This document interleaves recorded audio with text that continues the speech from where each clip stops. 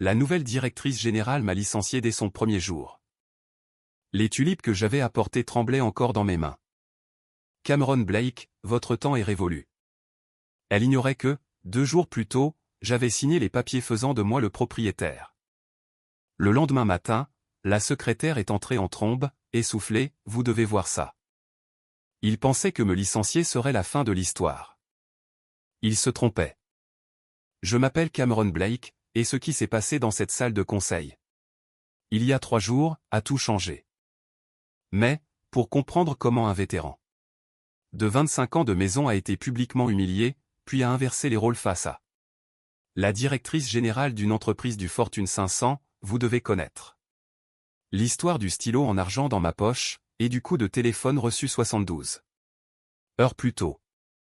Laissez-moi commencer au moment où tout a déraillé. La tulipe rouge restait immobile dans ma main, alors que j'attendais devant la salle de conférence. Un geste simple, me disais-je. Un bouquet pour accueillir Adrienne Cross, la nouvelle directrice générale. 25 ans chez Meridian Corporation m'avait appris que le respect importait plus que les titres. Je voulais que sa première matinée lui donne l'impression de rejoindre une famille, et non pas seulement une entreprise. Mais, dès que j'ai franchi le seuil, l'atmosphère a changé. Adrienne n'a pas souri. Elle n'a pas jeté un regard aux fleurs. Au lieu de cela, elle a ajusté sa cravate, puis a dit, avec une clarté qui a transpercé la pièce, Cameron Blake, votre temps ici est révolu. Ces mots ne me sont pas apparus réels, au début. Autour de la table, 2 vice-présidents fraîchement promus se tenaient raides, leurs stylos suspendus, comme s'ils s'attendaient à ce que je discute. J'ai regardé Adrienne, cherchant l'ombre d'un sourire narquois, un signe montrant que c'était une plaisanterie de mauvais goût. Ce n'en était pas une. Elle a fait glisser une enveloppe Kraft sur le bois poli, le regard vide, me congédiant déjà. Mon cerveau refusait de traiter l'information. 25 ans. D'appel à minuit, de sauvetage de la chaîne logistique, d'audit surmonté. Tout s'effondrait, en un unique instant cruel. Aucune reconnaissance, aucun remerciement, juste une coupure chirurgicale. L'humiliation s'est intensifiée lorsqu'elle s'est penchée en avant, haussant la voix pour que toute la pièce l'entende. Ceci, a-t-elle déclaré, en tapotant l'enveloppe d'un doigt manucuré, est le début d'une réforme culturelle. Meridian doit se débarrasser de ses reliques pour survivre, et le départ de Cameron sera notre signal de changement. Des murmures de surprise ont traversé le silence. J'ai senti chaque regard peser sur moi, non pas avec respect, mais avec pitié.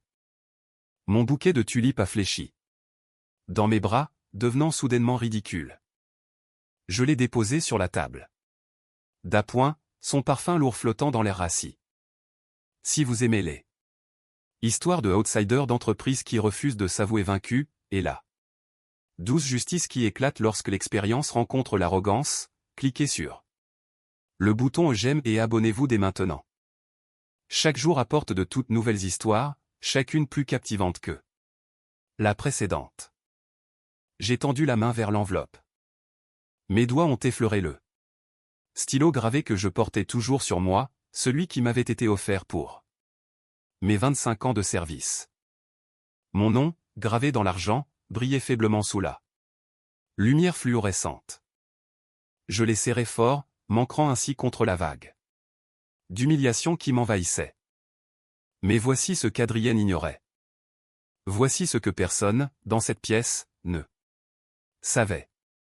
2 jours plus tôt, je décidais de signer les documents qui faisaient de moi l'actionnaire majoritaire de l'entreprise qu'elle pensait contrôler. Adrienne s'est redressée, satisfaite, persuadée d'avoir orchestré un coup d'éclat. Elle n'imaginait pas que cette scène ne resterait pas dans les mémoires. Comme son triomphe. On s'en souviendrait comme de l'étincelle. 2 jours avant cette humiliation, mon téléphone a sonné tard, par un dimanche. Soir tranquille. J'ai failli l'ignorer. J'essayais de me plonger dans un livre. N'importe quoi pour faire taire l'inquiétude que suscitaient les rumeurs. concernant un nouveau directeur général. Mais le nom qui s'est affiché sur l'écran m'a glacé. Theodore Hartwell. Theodore n'était pas seulement le fondateur de Meridian Corporation. Pour beaucoup d'entre nous, il incarnait l'entreprise elle-même. Il avait pris sa retraite des années auparavant, lassé des luttes incessantes avec les investisseurs. Pourtant, sa présence planait toujours dans les couloirs de marbre. Quand Theodore appelait, on répondait. Cameron. Sa voix était calme. Posée, la voix d'un homme qui gaspillait rarement ses mots. J'ai besoin de vous voir. Quelques minutes plus tard, j'étais assis dans son bureau lambrissé de chêne, où l'odeur de vieux cuir et de tabac imprégnait l'air. Theodore était assis derrière son bureau, une pile de documents soigneusement disposés devant lui. Ses yeux, pourtant, conservaient cette acuité dont je me souvenais lors des années de crise, époque où il semblait avoir 10 coups d'avance sur tout le monde. Il a poussé les papiers vers moi, j'ai décidé qu'il était temps de confier l'avenir de cette entreprise à quelqu'un qui l'a mérité. J'ai scié, peu sûr d'avoir bien entendu. Theodore, vous voulez dire? Oui, a-t-il coupé, en se penchant en arrière. Je vous vends le reste de mes actions, soit 42%. Ces mots n'ont pas fait sens immédiatement. J'avais passé toute ma carrière à me battre pour maintenir cette entreprise à flot, sans jamais imaginer que je pourrais en posséder la moindre parcelle. Mon pouls s'est accéléré, alors que j'évaluais froidement les possibilités. C'était soit le salut, soit le piège d'entreprise le plus élaboré de l'histoire. Theodore a ouvert le tiroir de son bureau, puis en a sorti un stylo en argent.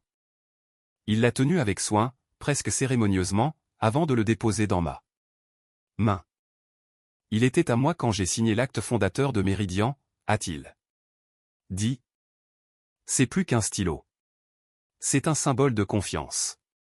Si vous signez ces papiers, Cameron, vous ne serez plus un simple employé. Vous deviendrez le gardien des valeurs de cette entreprise. J'ai fixé le stylo, sentant son poids dans ma paume. Mon nom allait s'inscrire dans les fondations de la société, non pas comme gestionnaire, mais comme propriétaire. Pourquoi moi, ai-je demandé doucement. Parce que, a répondu Theodore. D'un ton bas et mesuré, j'ai vu le conseil d'administration tourner autour d'eux. Nous comme des vautours. Je sais qui est loyal envers Meridian, et qui ne l'est qu'envers lui-même. Vous avez sacrifié plus que quiconque, parfois trop, et j'ai confiance en cette loyauté. Ma gorge s'est serrée. J'ai senti les dernières pièces d'un plan s'imbriquer parfaitement. Theodore avait raison. Parfois, il fallait attendre pour découvrir la vraie nature des gens. Pourtant, tandis que je signais, mon nom se traçant grâce au stylo d'argent glissant sur la page, le regard de Theodore s'est durci. Encore une chose, a-t-il dit. Nous allons garder cela secret pour l'instant.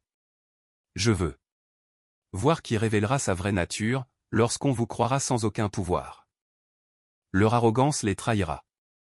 Et, le moment venu, vous ne ferez pas que vous défendre. Vous déciderez de l'avenir de cette entreprise. C'est alors que j'ai compris qu'il ne s'agissait pas seulement de propriété. Il s'agissait de regarder les gens révéler leur vrai visage, quand ils pensaient que personne ne comptait les points. Et ce que j'ai appris au cours des 48 heures suivantes allait tout changer. 2 jours plus tard, Adrienne Cross allait entrer chez Meridian, persuadée de tout contrôler. Elle n'avait aucune idée que la signature déjà tracée à l'encre d'argent avait fait d'elle l'intruse. Je suis retourné à mon bureau le matin, suivant l'annonce d'Adrienne, transportant un carton vide au lieu des tulipes. Le chemin le long du couloir m'a semblé plus long que d'habitude, le poids du silence pesant de toutes parts. Les conversations s'arrêtaient sur mon passage. Non par malveillance, mais par cette tristesse gênée qui surgit lorsque les gens se savent témoins d'une injustice, sans pouvoir rien faire pour l'empêcher. Dans mon bureau, les stores étaient à demi baissés, projetant des lignes de lumière Pâle sur le bureau familier où j'avais passé la majeure partie de ma vie d'adulte.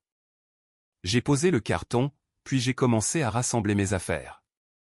Des photos encadrées de projets réussis, des classeurs usés de rapports de crise qui avaient permis d'économiser des millions. Le mug à café ébréché d'un côté, mais si précieux, car il m'avait accompagné lors de innombrables nuits de travail. Un petit presse-papier en bronze, offert par les dockers de Portland après que je les ai aidés à traverser la grève de 2018. Le portfolio en cuir usé qui avait voyagé avec moi sur 3 continents. À travers les cloisons vitrées, j'apercevais mes collègues. Certains essayaient de détourner rapidement le regard. D'autres ne prenaient pas la peine de cacher la tristesse dans leurs yeux.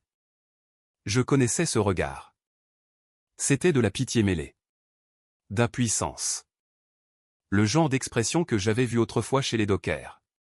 Lorsqu'une cargaison était bloquée pour inspection, sachant qu'aucun effort ne pouvait annuler le retard. Alors que je pliais une veste suspendue au dossier de ma chaise depuis des années, les souvenirs ont afflué. Des nuits passées seules dans des aéroports, à dormir assis sur des sièges en plastique en attendant les douaniers. Des appels à l'aube pour dévier des camions après une grève de chauffeurs. Et le souvenir qui me faisait encore le plus mal, le jour de l'enterrement de mon père. Je le revoyais clairement. Je me tenais dans la salle de crise du centre opérationnel, des cartes et des feutres rouges recouvrant les murs. Un blizzard a bloqué les voies maritimes, menaçant de détruire une livraison de plusieurs millions de dollars. J'étais resté, dirigeant la logistique comme un général à la guerre, me persuadant que sauver l'entreprise justifiait de manquer les obsèques. Je ne me suis pas pardonné ce choix, mais je le portais en silence, comme une cicatrice invisible pour tous, sauf pour moi. Aujourd'hui, en regardant les visages à l'extérieur de mon bureau, je me demandais si quelqu'un mesurait vraiment le prix payé. Le conseil d'administration pouvait m'effacer d'un seul courrier. Pourtant, les sacrifices que je portais étaient gravés en moi pour toujours. Curieusement, il y avait de la fierté dans cette pensée. Mon nom n'était peut-être pas sur le bâtiment, mais ses fondations s'étaient construites avec des morceaux de ma vie. J'ai glissé le dernier dossier dans le carton, puis je me suis arrêté. Mon téléphone a vibré. Un message est apparu sur l'écran, envoyé par Daniel Morrison, l'un des plus anciens cadres de la chaîne logistique, un homme qui avait affronté toutes les tempêtes à mes côtés. Ces mots étaient simples. Personne ici ne vous a oublié, Cameron. Ni maintenant, ni jamais. Une fierté tranquille a grandi en moi, atténuant la brûlure de l'humiliation. La nostalgie s'est enveloppée autour de cet instant, telle une cape douce amère. Je ne partais pas les mains vides. Je partais avec la certitude que mes sacrifices avaient été vus, retenus, et respectés par ceux qui comptaient le plus. En revanche, ce qui s'est passé ensuite allait prouver que, parfois, les personnes qui se souviennent de votre valeur ne sont pas celles qui siègent dans les conseils d'administration pour prendre les décisions. Parfois, ce sont celles qui travaillent à vos côtés, celles qui ont vu de quel bois vous vous chauffez quand tout est en jeu. Le jeudi matin, les murs de Méridian résonnaient déjà d'un nouveau rythme, bien plus froid. Je n'étais pas dans la salle de conférence de la direction, mais les nouvelles vont vite dans les couloirs de l'entreprise. Adrienne Cross tenait sa première réunion plénière avec l'équipe dirigeante, et sa performance était conçue pour marquer les esprits. J'ai appris plus tard, par un de mes collègues, qu'elle était entrée dans la pièce d'un pas décidé, comme si elle possédait non seulement l'entreprise, mais aussi chaque personne assise autour de cette longue table de verre. Elle n'a pas perdu de temps en courtoisie. Nous ne sommes plus à l'ère des sentiments. A-t-elle commencé, arpentant la salle d'un pas mesuré, la voix assez tranchante. Pour balayer toute hésitation. La formule m'a blessé, même lorsqu'elle m'est parvenue de seconde main. Vieille infrastructure, c'était moi. C'était sa manière, peu subtile, de Résumé 25 ans de service à un tuyau rouillé dans son tout nouveau plan. Rutilant. Elle ne s'est pas contentée d'écarter mes contributions.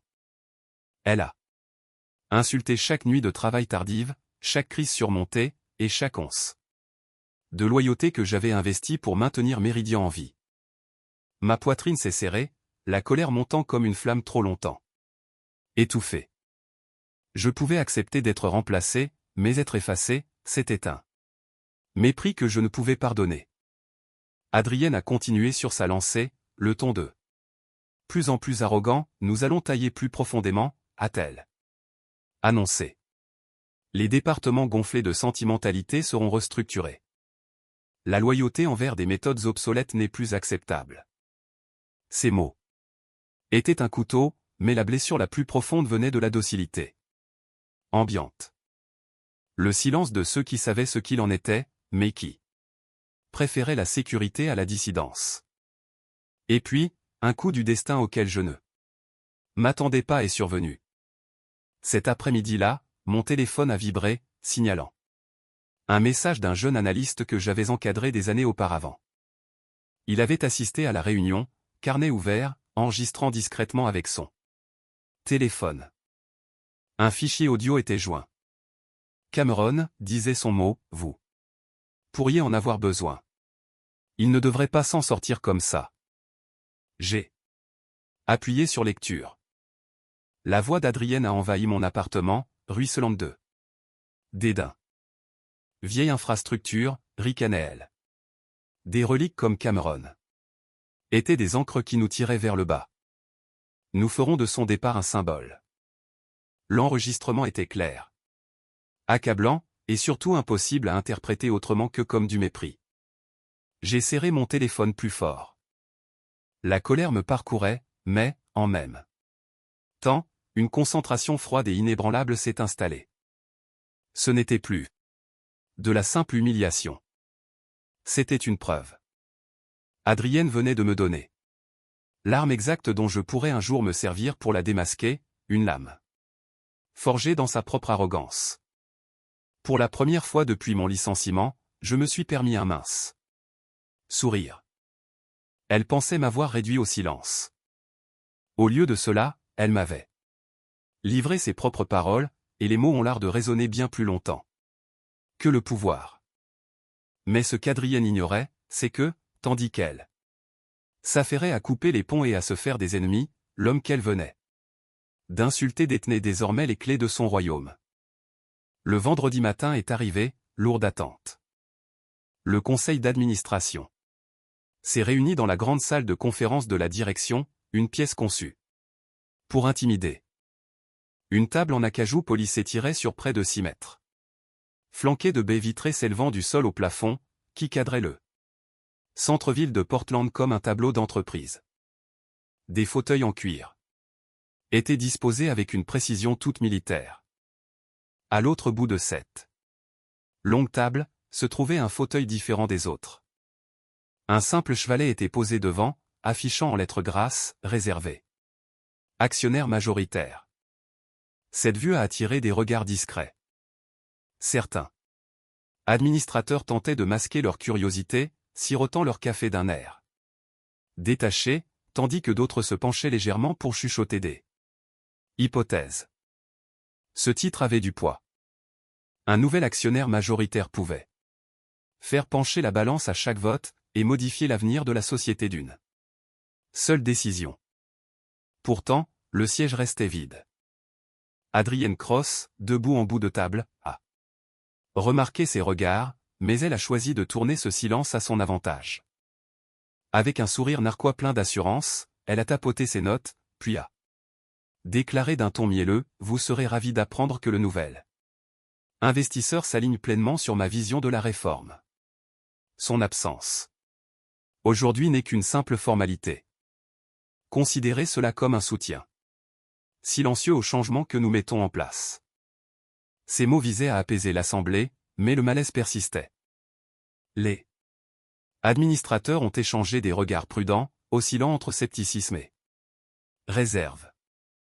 Certes, les investisseurs agissaient souvent dans l'ombre, mais réserver délibérément un fauteuil, avec une plaque annonçant cette qualité de propriétaire, sortait de l'ordinaire. Cela portait la promesse d'une présence. De quelqu'un qui finirait par venir la réclamer. Je n'étais pas encore entré.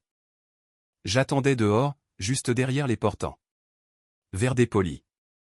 Ma main a effleuré le stylo en argent dans ma poche, celui que Théodore m'avait confié lors de la signature des documents. Son poids m'a stabilisé, me rappelant le choix fait 2 jours plus tôt.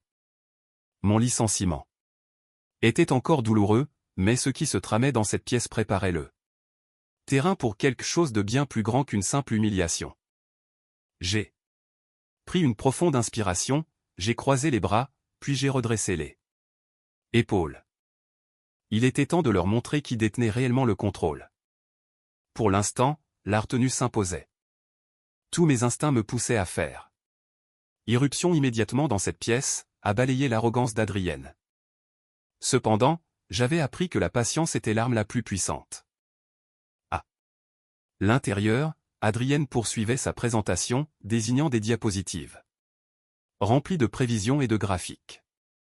Sa voix portait l'assurance d'une femme certaine de sa domination. Cette entreprise ne s'accrochera plus à des structures obsolètes, déclarait-elle. Nous avançons plus léger, plus affûté, plus rapide. À travers le verre dépoli, je distinguais les silhouettes bouger, les voix s'élever puis retomber au rythme de ce théâtre d'entreprise. La voix d'Adrienne coupait court à tout, nette, confiante, ignorant totalement que ses propres paroles scellaient son destin. Et pourtant, alors même qu'elle parlait, un administrateur s'est penché vers un autre, sa voix à peine audible, mais perçant le calme comme un secret, qui est censé s'asseoir sur ce fauteuil, au juste? La question est restée suspendue, sans réponse, mais assez lourde pour peser sur toute la salle. L'attente a grandi. Personne, là-bas, ne pouvait savoir que le silence derrière les portes vitrées était le mien, et que, lorsque je déciderais d'entrer, tout ce qu'il croyait savoir volerait en éclats. Rester à l'écoute pour voir ce qui se passe quand 25 ans de patience tranquille se heurtent de front à l'arrogance d'entreprise. L'air, à l'extérieur de la salle de conseil, semblait plus froid qu'à l'intérieur. Je me tenais dans le couloir, mes chaussures de costume bien ancrées sur le sol en marbre, le stylo d'argent serré dans ma main. Son poids était stable, presque rassurant. Pourtant, mon pouls me trahissait, battant un peu trop vite, comme s'il pressentait ce qui allait se dérouler. Derrière les portes de verre dépoli, des voix étouffées s'élevaient et s'éteignaient. Le conseil s'installait, et la voix d'Adrienne Cross dominait toutes les autres. Aujourd'hui marque le début d'une nouvelle ère pour Méridian Corporation, lançait-elle. J'entendais son intonation, même à travers l'obstacle. Un rythme de commercial, répété pour résonner comme une évidence incontournable. Nous restructurons de fond en comble. Le poids mort sera éliminé. Les inefficacités, supprimées. Nous ne sommes plus enchaînés au passé. Sa confiance filtrait à travers les cloisons, un son aussi tranchant que du verre. À l'intérieur, les administrateurs hochaient la tête, ou feignaient du moins de le faire. Ils avaient vite compris qu'Adrienne récompensait l'allégeance visible. J'ai ajusté ma prise sur le stylo. Théodore l'avait pressé. Dans ma main quelques jours plus tôt, le regard fixe, la voix basse. C'est plus qu'un stylo, Cameron. C'est une promesse. Ce souvenir m'a calmé. Malgré tout, je sentais la tension monter comme de l'électricité statique le long de ma peau. Le choix du moment était crucial. Je ne devais pas entrer trop tôt. Depuis ma position, j'apercevais la secrétaire faire des va-et-vient, classant des papiers. Avec une énergie nerveuse. Elle tenait un dossier épais de documents, de nouveaux enregistrements administratifs, supposais-je. Ses yeux oscillaient. Entre les portes vitrées, son téléphone, puis à nouveau le dossier, comme si quelque chose la préoccupait grandement. Quand Adrienne s'est interrompue pour boire une gorgée d'eau, la secrétaire s'est glissée à l'intérieur, lui tendant le dossier dans un murmure qui n'était pas aussi discret qu'elle l'aurait voulu. Les registres de propriété ont été mis à jour ce matin. J'ai observé, à travers le verre dépoli, la posture d'Adrienne se figer durant une fraction de seconde.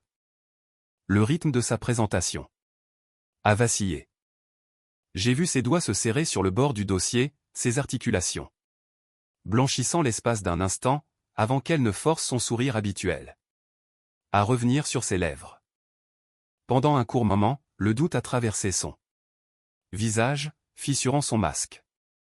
Mais, aussitôt, elle a refermé brusquement le dossier, puis s'est forcée à sourire. Comme je le disais, a-t-elle poursuivi, d'une voix plus forte désormais. Presque défiante, notre voie est tracée. Le nouvel investisseur partage totalement ma vision. Ses intérêts sont les miens.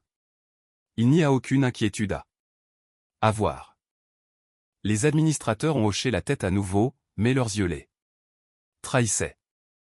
Ils avaient remarqué son hésitation. Ses paroles n'avaient pas eu l'effet escompté. Dans le couloir, j'ai expiré lentement. Mon heure approchait, mais ce n'était pas encore le moment. Je devais laisser son arrogance monter d'un cran. Laisser la sensation d'être intouchable l'envahir.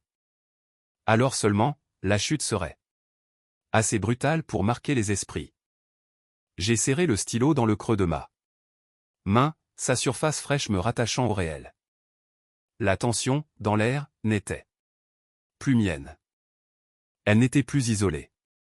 Elle s'infiltrait sous les portes, s'enroulant autour des hommes et des femmes assis à cette table, se resserrant à chaque parole pleine d'assurance prononcée par Adrienne.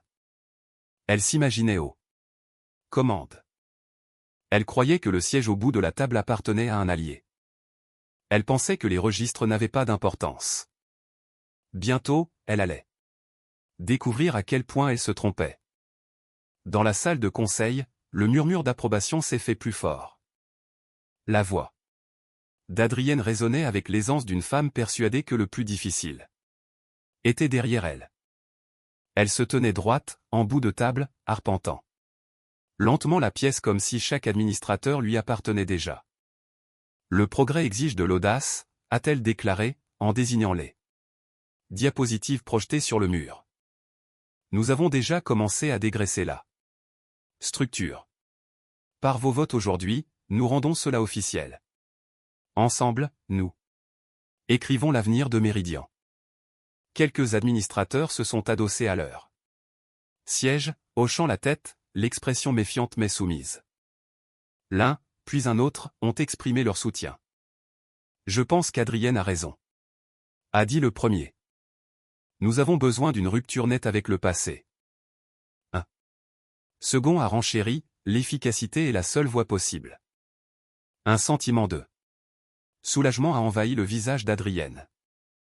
La raideur dans ses épaules s'est relâchée, et sa démarche est devenue presque triomphante. Pour la première fois de la matinée, elle s'est autorisée le sourire d'une femme qui croyait la victoire acquise. Depuis le couloir, j'observais les silhouettes s'agiter à travers le verre dépoli. Le ton des voix à l'intérieur me suffisait pour comprendre. Adrienne les avait convaincus. Ma poitrine s'est serrée. Chaque seconde qui passait me faisait l'effet du sable s'écoulant trop vite dans un sablier. Peut-être arrivais-je trop tard, pensais-je. Peut-être que signer ces papiers, en serrant le stylo d'argent de Théodore entre des mains pourtant fermes, n'avait été rien de plus qu'un geste symbolique. Peut-être l'entreprise était-elle déjà condamnée par l'arrogance d'Adrienne, et par la docilité d'un conseil prêt à plier sous son autorité. Mes doigts ont serré le stylo dans ma poche, sa surface lisse s'enfonçant dans ma peau. Le doute pesait lourdement sur ma poitrine. J'imaginais les administrateurs lever la main en signe d'accord, Adrienne rassemblant les votes dont elle avait besoin, et l'héritage pour lequel je m'étais battu définitivement scellé sous sa direction négligente. À l'intérieur, Adrienne s'est penchée en avant, la voix pleine de satisfaction. Procédons au vote, a-t-elle dit avec assurance. à main levée. Mais, avant que le premier bras ne puisse se lever, la secrétaire est entrée précipitamment. Hors d'haleine, brandissant son téléphone portable. « Vous devez voir ceci. » a-t-elle annoncé, sa voix brisant la tension comme un éclat de verre. La confusion a gagné la table. Les écrans se sont allumés à mesure que les administrateurs se saisissaient de leurs tablettes et téléphones. Adrienne a froncé les sourcils, l'irritation traversant son visage face à cette interruption. Puis, ses traits se sont décomposés à la lecture du message. Sur chaque écran, la notification était identique, avis de changement de propriété.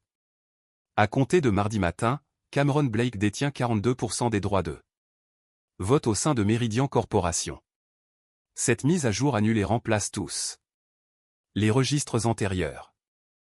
Avec effet immédiat, la reconnaissance de cette propriété par le Conseil est requise. La pièce a plongé dans le silence. Les sièges ont grincé tandis que les administrateurs changeaient de posture, les yeux écarquillés, relisant les mots. Comme si l'incrédulité pouvait en modifier le sens. Le soulagement d'Adrienne s'est évaporé en un instant, remplacé par la pâleur figée d'une femme qui sentait le sol se dérober sous ses pieds. Dehors, dans le couloir, j'ai expiré. Le poids du doute s'est dissipé, juste assez pour céder la place à un autre sentiment, la détermination. La partie n'était pas finie. Elle ne faisait que commencer. Le silence dans la salle de conseil était étouffant lorsque j'ai enfin poussé la porte. Le verre dépoli a pivoté, et toutes les têtes se sont tournées quand mes chaussures de ville ont résonné sur le sol ciré. Je ne me suis pas pressé.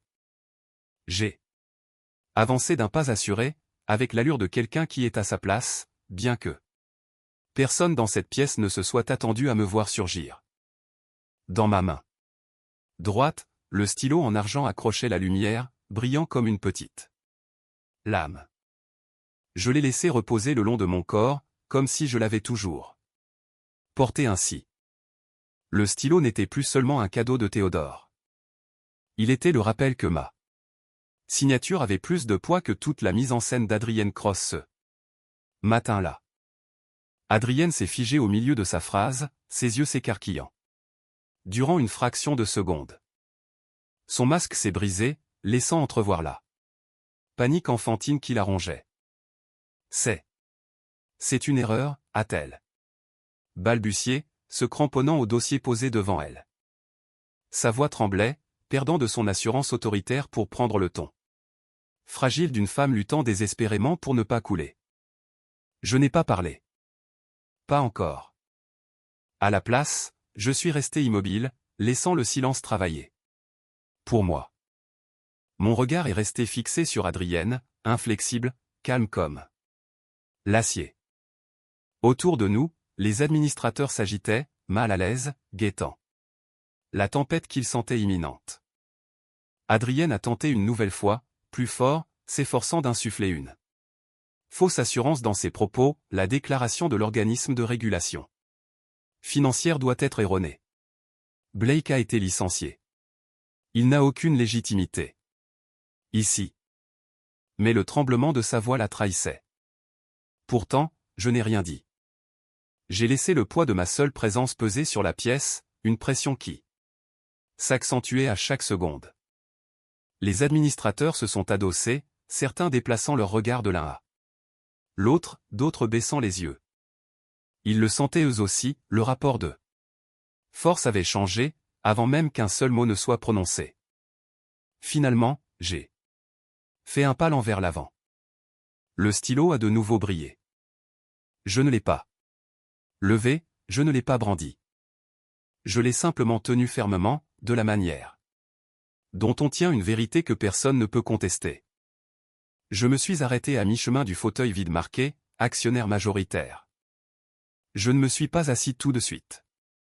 Au lieu de cela, je me suis tenu debout à ses côtés, silencieux, mon regard ne quittant pas Adrienne.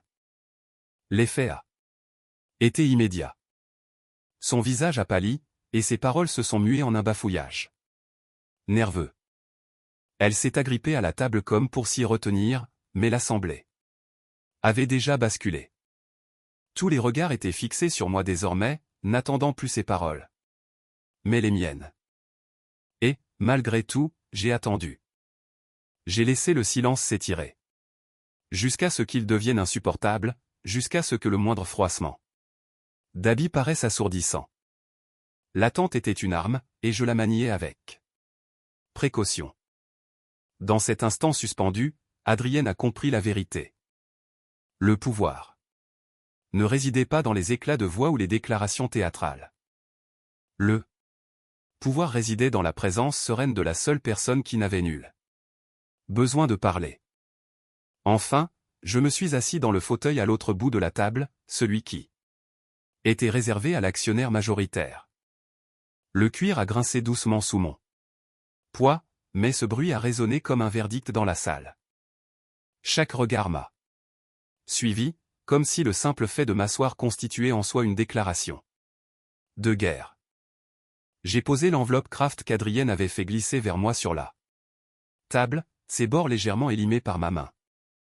Puis, d'une voix calme mais tranchante, j'ai brisé le silence, je n'accepte pas la décision de mettre fin à mon contrat, ai-je dit. Ces mots étaient posés, mesurés, chaque syllabe frappant plus fort que n'importe quel cri. Adrienne a bondi en avant, le rouge lui montant aux joues. C'est inadmissible, a-t-elle aboyé. Il n'a aucun droit d'être ici. Il a été renvoyé sous mon autorité. Votre autorité? Ai-je interrompu doucement, laissant ces mots flotter comme un frimas. Cette autorité s'arrête là où commence la propriété. La tension s'est accrue. Les administrateurs ont échangé des regards, tiraillés entre l'habitude et le changement de cap qui s'opérait sous leurs yeux. Adrienne a frappé du poing sur la table, désormais désespérée. Le Conseil n'a aucune obligation de reconnaître cela. Vous sabotez tout ce que nous avons construit. Avant qu'elle ne puisse poursuivre, l'un des administrateurs principaux, un homme resté silencieux durant toute la réunion, s'est adossé à sa chaise et a croisé les bras. Sa voix était claire, posée, pour mémoire, a-t-il dit, je vote avec Cameron. L'effet fut immédiat. Un autre administrateur a hoché la tête, presque soulagé. Puis un autre encore. Les dominos sont tombés, sans faire de bruit, portés par la simple certitude de ceux qui réalisent que la tempête est passée, et qu'ils n'ont plus besoin de chercher refuge auprès du mauvais abri.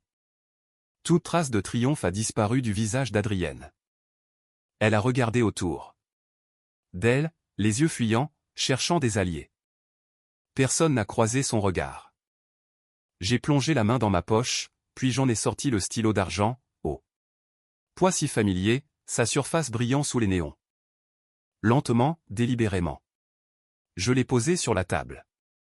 Ce stylo, ai-je dit doucement, m'a été remis par Théodore Hartwell Kangé. Signé les actes de transfert de propriété.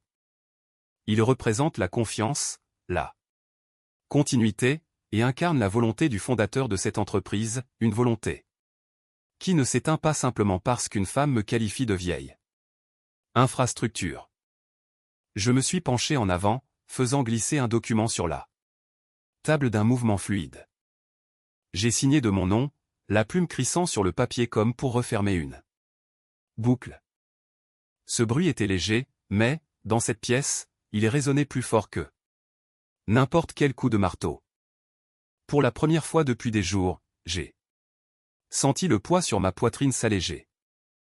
La libération n'est pas venue de cris ou de vengeance, mais de la satisfaction tranquille d'un équilibre enfin rétabli. Je ne m'étais pas seulement défendu. J'avais revendiqué ce qui m'appartenait. Adrienne s'est affalée sur sa chaise, vaincue. Le conseil d'administration ne l'a regardé plus. Leurs yeux étaient fixés sur moi. La pièce a retenu son souffle. Pendant que je terminais de signer le document. Le stylo d'argent est resté dans ma main un instant de plus, avant que je ne le pose définitivement. Puis, j'ai regardé droit dans les yeux Adrienne, assise, pâle et acculée, à l'autre bout d'eux. la table. À partir de cet instant, ai-je dit d'un ton égal, vous relèverez directement de moi. Un frémissement a parcouru la salle. Certains administrateurs se sont redressés. D'autres ont échangé des regards de soulagement manifeste. La tension qui pesait sur la pièce depuis des jours s'est enfin dissipée. Un administrateur a expiré. Si bruyamment que cela ressemblait presque à un rire. Un autre s'est mis à applaudir, bientôt rejoint par une poignée d'autres, hésitant d'abord, puis résolus. Le bruit résonnait contre les murs. Ce n'étaient pas des applaudissements nourris, mais le genre de battement de main qui témoigne de la gratitude des gens face à une justice rétablie. La mâchoire d'Adrienne s'est crispée, mais elle n'a plus protesté. Le poids du silence qui l'entourait indiquait clairement qu'elle avait perdu la partie. J'ai repris le stylo d'argent, le tenant entre mes doigts tandis que la lumière jouait sur sa surface gravée. Un léger sourire a dessiné mes lèvres, cette entreprise n'a pas besoin de faire valoir, ai-je dit à voix basse, laissant les mots flotter dans l'atmosphère. Elle a besoin de gardiens. Le conseil a acquiescé, le sens de mes paroles s'ancrant en eux. Pour eux, c'était le dénouement. Pour moi, c'était un triomphe. Ni éclatant ni vindicatif, mais solide, incontestable, et juste. Tandis que je rassemblais mes papiers, le stylo a glissé facilement dans ma poche, exactement là où était sa place. La libération ne consistait pas à effacer le passé. Elle consistait à prouver que le sacrifice avait encore de la valeur, que la loyauté n'était pas une relique, et que l'intégrité pouvait survivre à l'arrogance. Pour la première fois depuis bien longtemps, je suis sorti de cette salle non pas comme un employé, non pas comme un bouc émissaire, mais en tant que gardien légitime de ce que j'avais contribué à bâtir. Et le regard d'Adrienne, cette acceptation vide de la défaite, était plus satisfaisant que n'importe quel discours que j'aurais pu prononcer. Parfois, la justice ne gronde pas. Elle arrive sans bruit, portée par des mains calmées. Une résolution inébranlable. Si vous avez aimé cette histoire, qui enseigne qu'il ne faut jamais juger quelqu'un sur les apparences, et que la patience peut s'avérer l'arme la plus puissante qui soit, cliquez sur le bouton j'aime, puis laissez un commentaire pour me donner votre avis. Et, si vous ne l'avez pas encore fait, n'oubliez pas de vous abonner et d'activer les notifications pour ne rater aucune nouvelle histoire de ce genre. Merci pour votre attention, et à bientôt pour la suite.